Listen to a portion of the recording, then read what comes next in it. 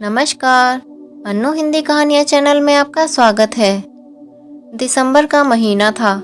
कड़ाके की ठंड पड़ रही थी।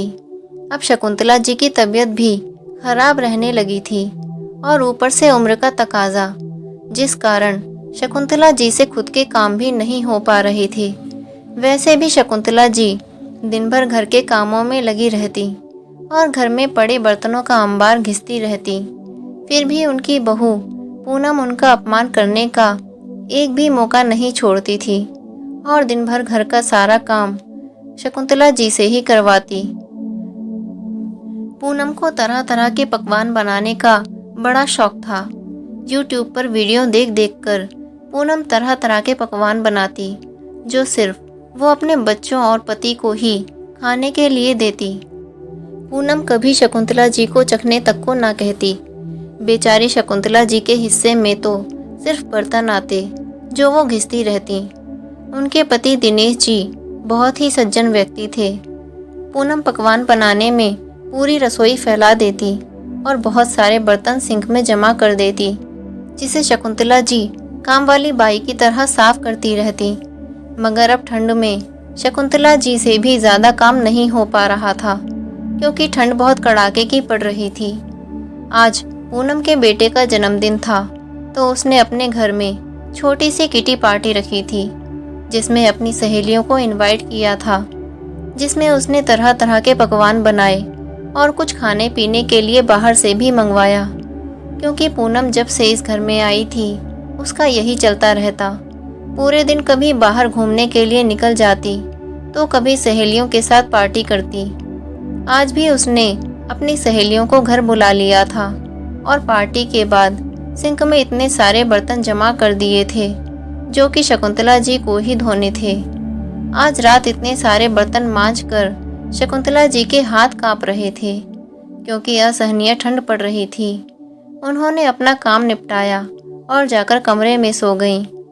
सुबह शकुंतला जी ने उठकर अपनी चाय बनाई और मन ही मन सोचने लगी कि आज कैसे अपने कपड़े धोऊंगी और कैसे बर्तन साफ करूंगी। यही चिंता आज उनको खाए जा रही थी कि तभी थोड़ी देर बाद उन्होंने देखा कि बहू पूनम सभी के कपड़े वॉशिंग मशीन से निकाल रही थी। उसने सभी के कपड़े वॉशिंग मशीन में धोने के लिए डाले थे। ये देखकर शकुंतला जी बोली, बहू तुम सभी के कपड़े मशीन में धो रही हो, तो मेरे कपड़े भी मशीन में धो देती। मशीन में कपड़े अच्छे से धुल जाते हैं, क्योंकि अभी तो ठंड भी बहुत हो रही है। ठंड में मेरे हाथ पैर ठीक से काम नहीं करते। शकुंतला जी के मुंह से अभी इतना ही निकला था कि बहू पूनम आग बबूला हो गई और चिल्लाते हुए बोली, बुढ़िया तेरी इतनी हिम्मत कि तू मुझे अपने कपड़े धोने को बोलेगी? मैं तेरी नौकर हूँ क्या, जो मुझे ऑर्डर दे रही है? शकुंतला जी इस पर बोली, बहू मैं तो बस तुम्हें बोल रही हूँ कि आज ठंड बहुत ज़्यादा है, तो मेरे कपड़े भी धो दो। पूनम बोली, जुबान लड़ाती है बुढ़िया, तेरी ये औकात। पूनम ने झट से अपनी सास शकुंतला जी के बाल पकड़कर जोर से खींचकर उन्हें धक्का दे दिया। शकुंतला जी का सिर दीवार से जा टकराया और वो दर्द से कराहते हुए जैसे तैसे दीवार का सहारा लेकर अपने कमरे में चली गईं और अपने बिस्तर पर गिर पड़ी। बिस्तर पर पड़े पड़े कब उनकी आंख लग गई, उन्हें पता ही ना चला। जब करीब 2 घंटे बाद उनकी आंखें खुली, तो उन्होंने देखा कि उनका माथा सूज गया था और उन्हें बहुत ज़्यादा दर्द हो रहा था और बहुत समय से कुछ ना खाने के कारण उन्हें बहुत तेज़ भूख भी लग रही थी। वो धीरे धीरे उठकर चलकर बहू के पास गई और बोली, बहू मुझे बहुत भूख लगी है, थोड़ा खाने को दे दो। कल रात से कुछ नहीं खाया, बहुत कमज़ोरी लग रही है। इस पर बहू चिल्लाकर बोली, काम धाम तो कुछ करना नहीं है, मुफ्त की रोटियां तोड़ना है पूरे दिन। काम करने को बोलो तो कभी कमज़ोरी आती है, तो कभी चक्कर आते हैं, और खाने को सब कुछ चाहिए। मेरा पति मेहनत करता है तब घर चलता है, और यहाँ महारानी को पड़े पड़े भूख लगती रहती है। रुको लेकर आती हूँ खाना। खाना खाकर काम पर लग जाना, आराम करने अपने कमरे में मत चली जाना। इतना बोलकर बहू मुंह बनाते हुए किचन में गई और एक बासी सूखी रोटी लेकर आई और उसे ज़मीन पर फेंकते हुए बोली, ये ले बुढ़िया, इसे खा ले और इसके बाद जाकर बर्तन साफ कर दे, सिंक में बर्तन भरे पड़े हैं। शकुंतला जी इतना अपमान और जिल्लत भरी रोटी नहीं खाना चाहती थीं, लेकिन क्या करें, मजबूरी थी, क्योंकि शकुंतला देवी को भूख इतनी तेज लग रही थी कि अभी उन्हें जो भी मिलता वो खा लेती। फिर जल्दी से उन्होंने रोटी का टुकड़ा ज़मीन से उठाया और अपने कमरे में लेकर चली गईं।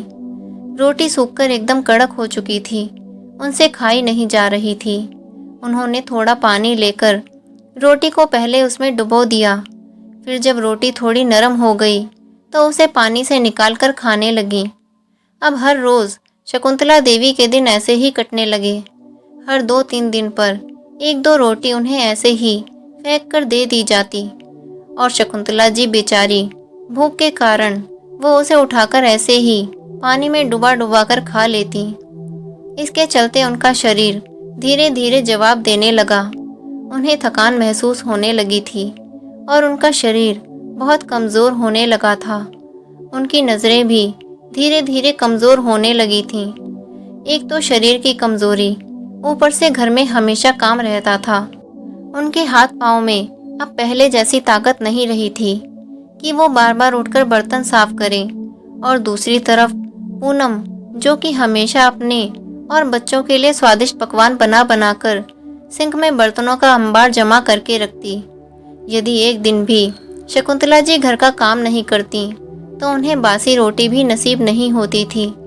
मजबूरी में शकुंतला जी को पूनम के साथ समय बिताना पड़ रहा था। वो ना किसी से अपनी हालत के बारे में बता सकती थी और ना ही किसी पर आरोप लगा सकती थी, क्योंकि उनका दुख सुनने वाला कोई नहीं था। इस दुनिया में वो बिल्कुल अकेली पड़ गई थी। यही सोचकर वो रोने लगी, मुझ बुढ़िया की अब कौन सुनेगा। जिस बेटे को बचपन से इतना प्यार किया, पाल पोस कर पढ़ाया लिखाया, जब वही अपना ना रहा तो कोई दूसरा मेरी क्यों सुनेगा और मेरी क्या मदद करेगा।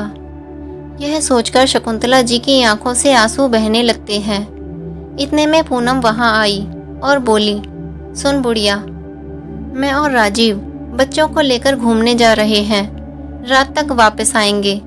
घर का सारा काम कर लेना, वरना कल तुझे बासी रोटी भी नसीब नहीं होगी। और हाँ, बच्चों की स्कूल यूनिफॉर्म वो भी धोकर रख देना। इतना बोलकर पूनम कंधे पर अपना बैग लटकाए घर से बाहर निकल गई और पीछे पीछे बेटा राजीव भी बच्चों के साथ बाहर चला गया। उसने माँ की तरफ देखा तक नहीं। शकुंतला जी ये सब सुनकर फूट फूट कर रोने लगी। वो अपने स्वर्गीय पति को याद करने लगी और अतीत की यादों में खो गई। जब उनके पति जीवित थे तो उनके बेटे बहू उनका कितना मान सम्मान किया करते थे, क्योंकि दिनेश जी सरकारी स्कूल में टीचर थे। जितनी उनकी स्कूल में चलती उतनी ही घर पर चलती थी। वो जो कहते घर में वही सब होता।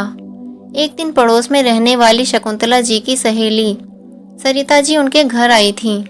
वो कहने लगी कि शकुंतला, तुमने पूरी ज़िंदगी कितनी मेहनत की है, अब तो अपने आराम के बारे में सोचो। मेरी मानो तो अपने बेटे की शादी कर दो। घर में बहू आ जाएगी तो तुम्हें भी आराम हो जाएगा। तभी शकुंतला जी बोली, अरे सरिता, अच्छा रिश्ता मिलता ही कहाँ है। तभी सरिता जी बोली, मेरी नज़र में एक बहुत अच्छा रिश्ता है। मेरे मायके के पड़ोस में ही उनका घर है। लड़की घर का काम भी अच्छे से कर लेती है। अगर आप हाँ कहो तो मैं उनसे बात करूं। ये सुनने के बाद दिनेश जी और शकुंतला जी के चेहरे पर मुस्कान आ गई और उन्होंने हाँ कह दी। सरिता ने लड़की की बहुत तारीफ की, जिसे सुनकर शकुंतला जी फूली नहीं समा रही थीं। समय बीता और कुछ दिनों बाद शकुंतला जी की सहेली लड़की वालों को लेकर आ गई। उनको राजीव बहुत पसंद आया और उन्होंने तुरंत इस रिश्ते के लिए हाँ कर दी। और फिर कुछ दिन बाद शादी हो गई और पूनम घर में बहू बनकर आ गई। शुरू में तो पूनम का व्यवहार बहुत अच्छा था, लेकिन धीरे धीरे उसके स्वभाव में बदलाव आने लगा।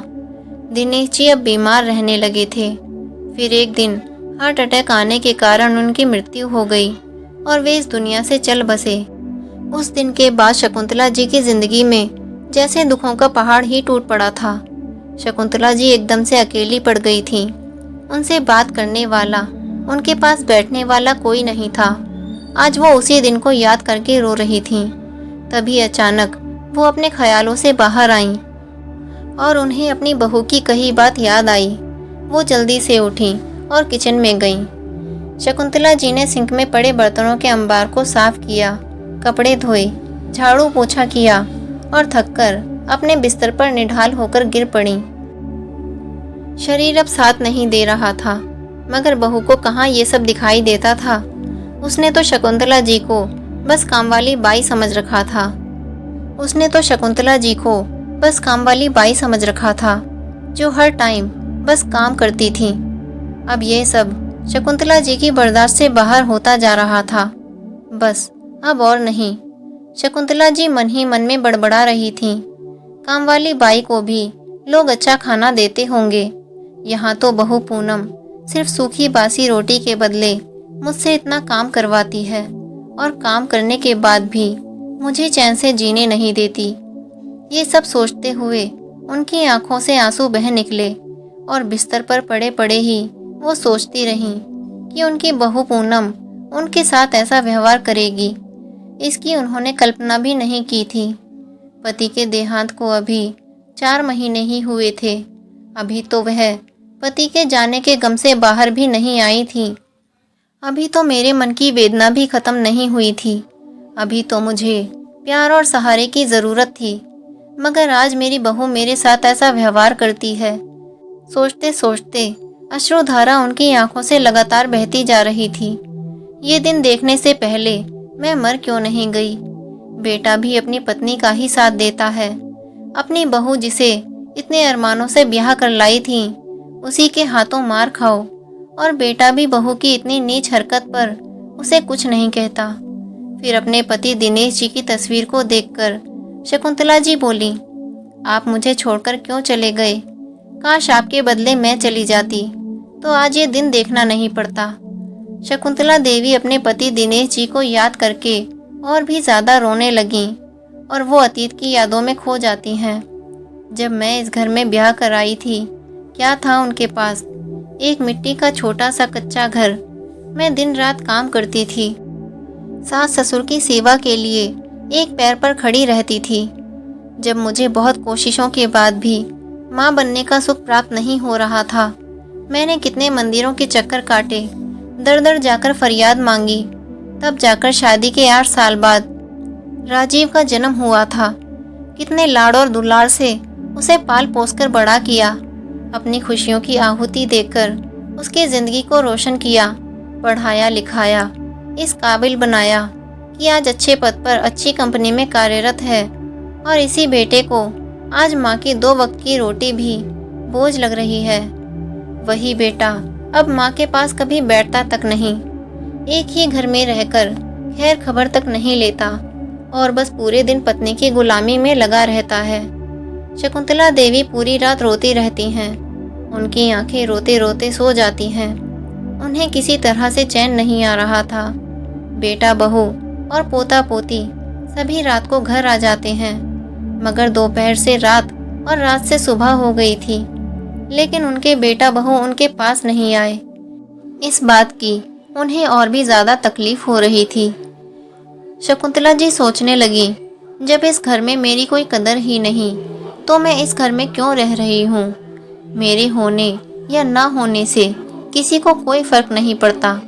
मैं एक दिन कमरे से बाहर ना आऊँ तो मेरा हाल चाल पूछने वाला कोई नहीं है। इस घर में सबके लिए मर मर के काम करती हूँ, मगर मेरी मौजूदगी का किसी को एहसास नहीं। शकुंतला जी ने अपने आंसू पोंछे और खड़ी हुई। बस अब बहुत हुआ, अब और सहन नहीं कर सकती मैं, और अपमान बर्दाश्त नहीं कर सकती। अब मुझे ये जिल्लत भरी रोटी नहीं खानी।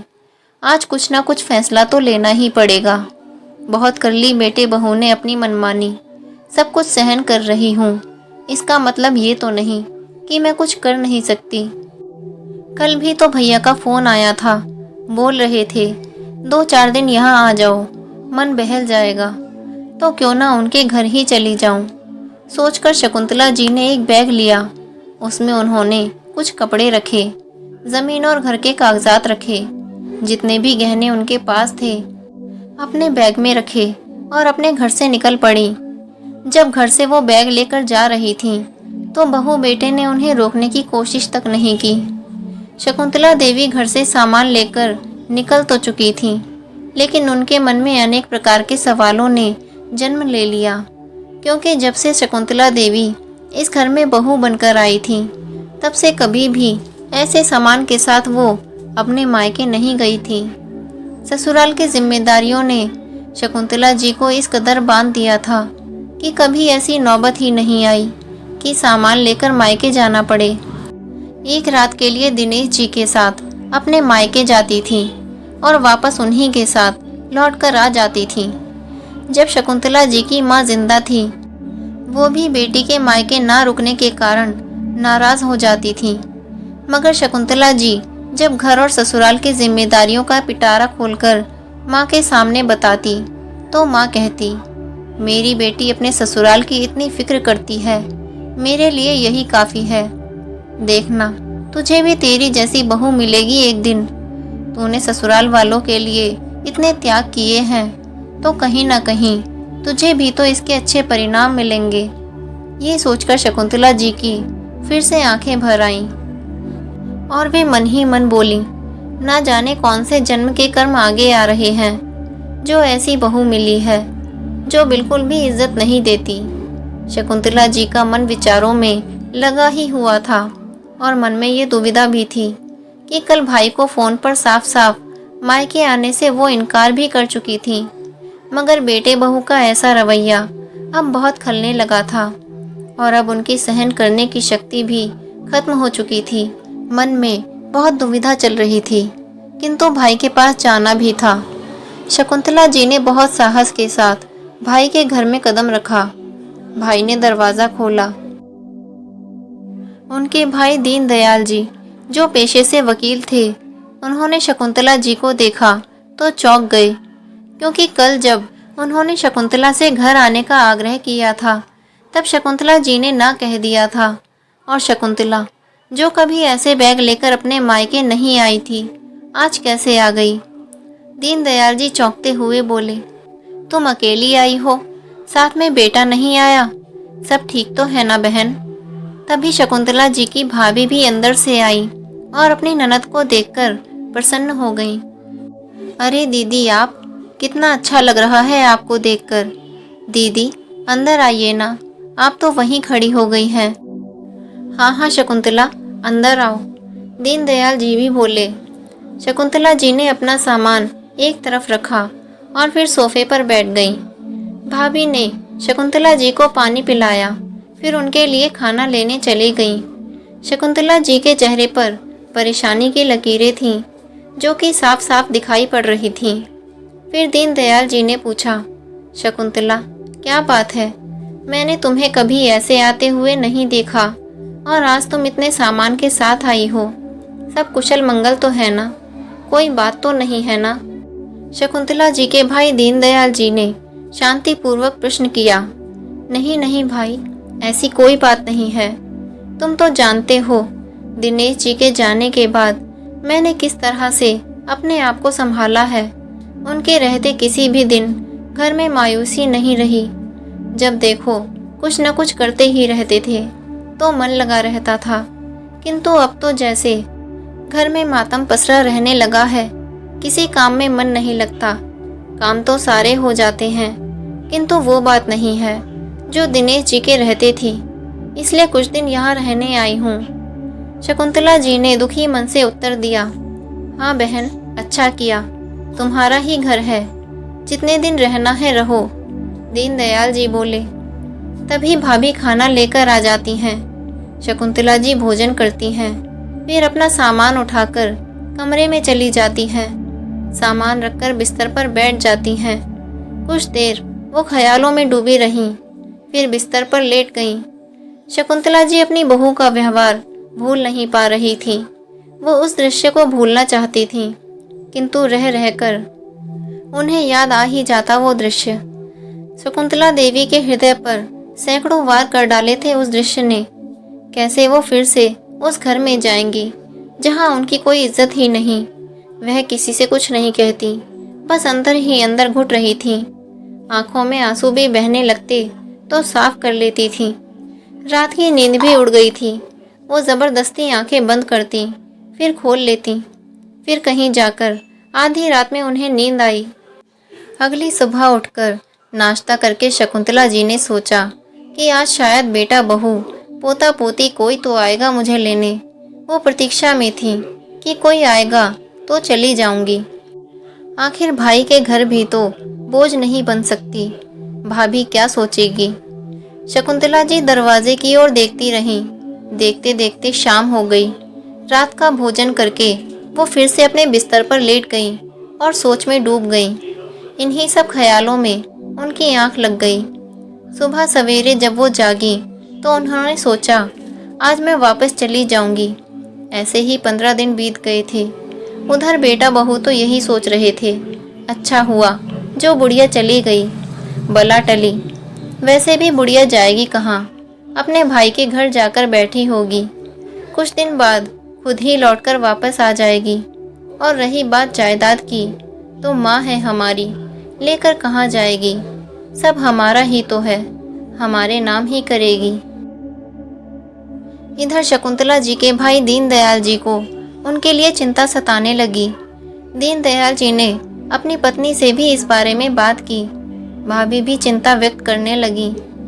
दीनदयाल जी बहुत ही सज्जन व्यक्ति थे।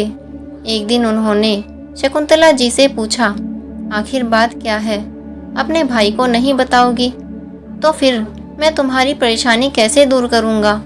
मुझे पता है ज़रूर अंदर ही अंदर तुम चिंतित हो।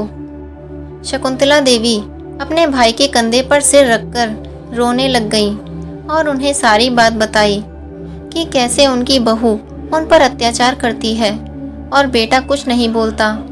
दीनदयाल जी ने अपनी बहन को चुप करते हुए कहा, जब तेरा भाई जिंदा है तो तू किस बात की फिक्र करती है। भाई ने शकुंतला देवी को एक उपाय बताया। शकुंतला देवी ने घर और ज़मीन के कागजात अपने भाई को दिखाए। कुछ दिन बाद भाई ने घर और ज़मीन बेचने की कागजी कार्रवाई पूरी करवाई। घर और ज़मीन किसी बिल्डर को बेच दी जहां पर वो फ्लैट बनवाने वाले थे। घर और ज़मीन बेचकर जो पैसे आए उससे उन्होंने अपने घर के पास ही एक छोटा सा घर शकुंतला देवी के नाम से खरीद लिया और बाकी के पैसे बैंक में शकुंतला देवी के नाम से जमा करवा दिए। उनके मरने के बाद वो पैसे पास के ही एक वृद्धाश्रम को दे दिए जाएंगे। बेटे बहू को कोर्ट की तरफ से घर खाली करने का नोटिस भिजवा दिया गया। नोटिस मिलते ही बेटे बहू के पैर के नीचे जमीन खिसक गई। उनके चेहरे की हवाइयाँ उड़ गईं। उन्हें ज़रा भी अंदाज़ा नहीं था कि माँ ऐसा कुछ कर सकती है। भागते भागते बेटा बहू अपनी माँ के पास पहुँचे और माँ के पैरों में गिर गए और कहने लगे, माँ हमें माफ़ कर दीजिए, हमारे साथ ऐसा मत करिए। अब हमसे आगे कभी ऐसी गलती नहीं होगी। चलिए अब हम सब मिलकर एक साथ रहेंगे। बहू पूनम भी शकुंतला देवी के पैरों में गिरकर माफ़ी मांगने लगती है। माँ जी मुझे माफ़ कर दीजिए, अब मैं आपकी खूब सेवा करूँगी।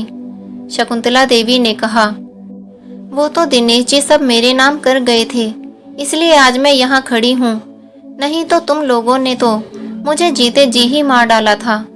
कितने दिनों से मैं यहाँ तुम लोगों का इंतज़ार कर रही थी कि तुम्हें अपने किए पर पछतावा होगा और तुम मुझे लेने ज़रूर आओगे। पर जब तुम लोगों ने मेरी सुध नहीं ली तो अब मैं तुम्हारी क्यों सुनूं।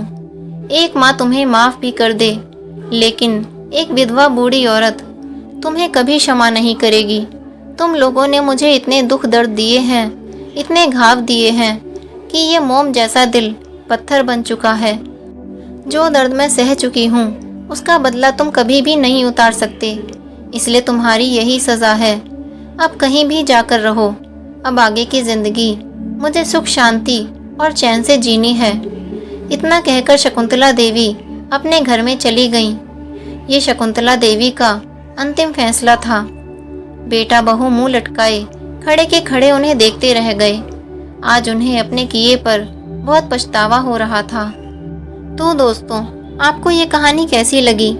लाइक और कमेंट करके ज़रूर बताएं और चैनल को सब्सक्राइब करना बिल्कुल ना भूलें। मिलते हैं एक नई कहानी के साथ। धन्यवाद।